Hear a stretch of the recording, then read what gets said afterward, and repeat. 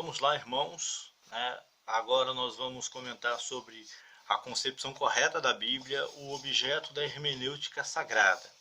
Então, dentro dessa aula, nós vamos aprender sobre como o intérprete ele deve se apresentar diante da palavra de Deus para se debruçar sobre ela e estudá-la.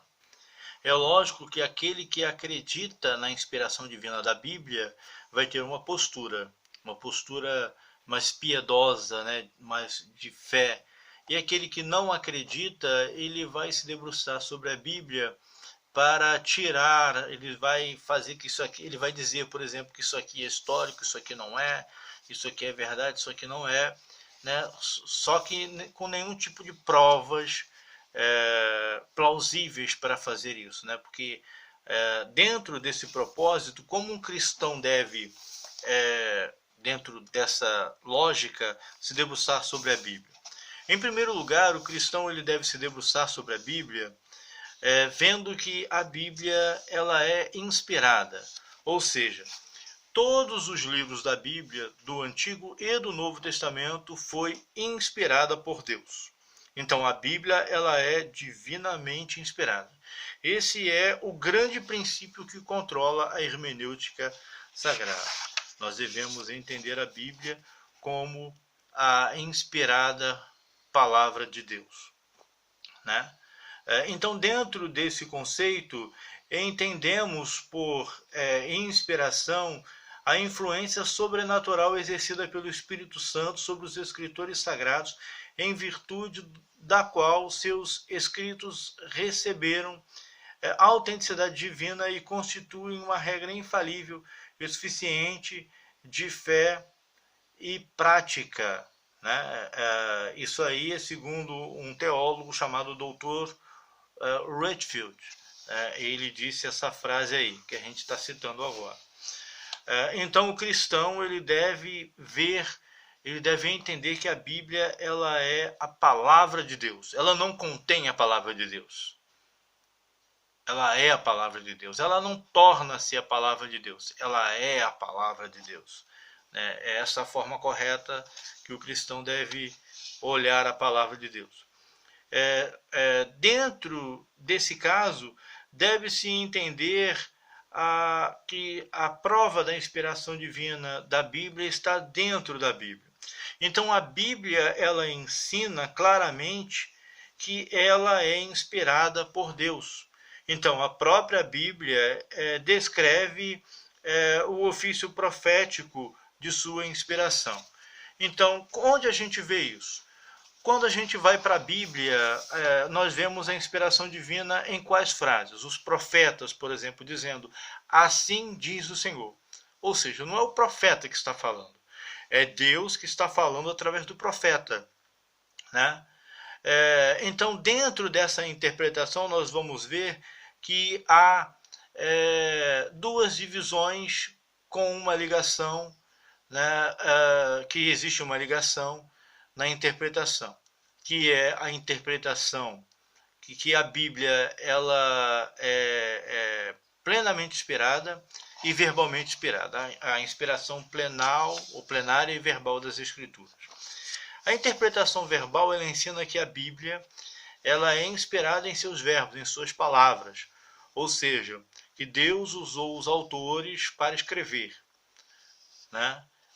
Ou seja, não necessariamente que houve ali uma espécie de que o Espírito Santo desceu e tomou o corpo do escritor, né? E o escritor usou não mais a sua letra, mas a letra de Deus e tal. Não é isso, né? A inspiração verbal ela diz o seguinte, que Deus mandou o autor escrever e o autor escreveu segundo as suas palavras. Dentro da inspiração plenária, já é que a escritura é plenamente inspirada. Então aí nós entendemos o quê? Que a parte da Bíblia em que Deus dita e o homem escreve. Aí se entende por inspiração plena, né? Ou seja, aí já é a palavra de Deus. Por exemplo, os 10 mandamentos. É a inspiração plenária. Deus vai ditando e Moisés vai escrevendo. A letra é de Moisés, mas as palavras e expressões são de Deus. As 7 cartas do Apocalipse também, né? Jesus dita e João depois escreve, né? Então é inspiração plenária. Então a inspiração verbal, ela indica o quê? Que Deus usou os autores sagrados e suas características, né? Seus estilos de escrita, né? Seus escritos literários, suas letras, suas palavras, né? Mas mesmo assim é a palavra de Deus. Então Deus não dita, mas Deus inspira aquele autor sagrado a escrever, né? Dentro da inspiração plenária, Deus dita e o autor escreve, segundo as palavras de Deus. A letra é do autor, mas as palavras são de Deus, né? Então essa é a interpretação. E lembrando que a palavra inspiração, lá no grego, significa que Deus expirou a palavra. Não é. O que é inspirar? Inspirar é sugar o ar. O que é expirar? Expirar é botar o ar para fora. Então, esse conceito de inspiração deve ser entendido como Deus colocou a sua palavra para fora através dos autores e usou esses autores para escrever na palavra de Deus. Ok? Então nós vemos isso, por exemplo, em Jeremias capítulo 1, versículo 9.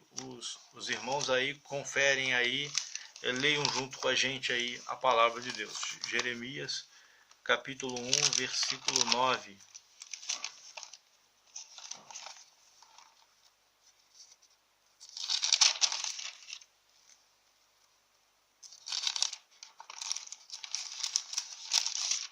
Jeremias capítulo 1, versículo 9 diz: Depois estendeu o Senhor a mão, tocou-me na boca, e o Senhor me disse: Eis que ponho na tua boca as minhas palavras. Então Deus pôs a palavra na boca do profeta. Só um minuto.